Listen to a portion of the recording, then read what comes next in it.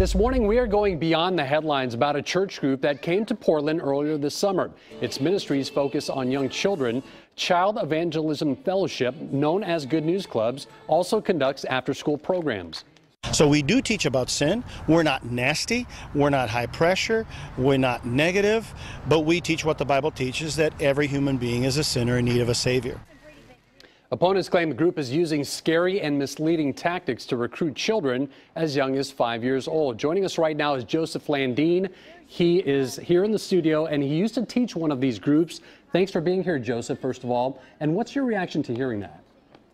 Well, I think that they do their best to make it as fun and attractive for children as possible, but there's definitely a sin component that is emphasized pretty heavily in each Good News Club lesson. And one of the resources that they use quite a bit in the curriculum is this book called The Wordless Book. And the first page in this book, they show the children this, and they always call it the dark page. We were instructed to never call it the black page, but the dark page.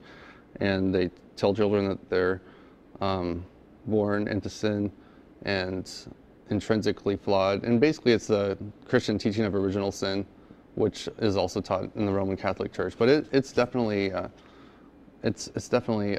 major theme in the program. In your opinion, is this too scary for kids that young in age? Well, I mean, I think that for a 5-year-old child, and particularly if it's being taught in public school, where the child maybe just is there because the parent, put them there for after-school care, I think that, it's pretty young to make a big decision like that. And I think that they do target children in particular, and I think that they have a definite strategy.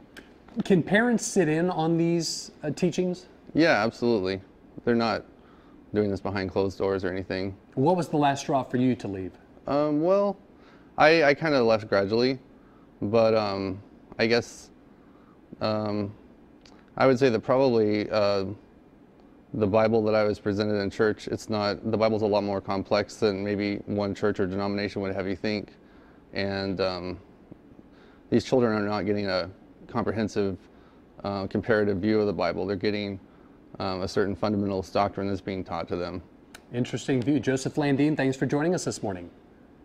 Sure, thanks for having me, Mike. You bet. And Jenny, let's send it back to you. All right, thanks, Mike. Well,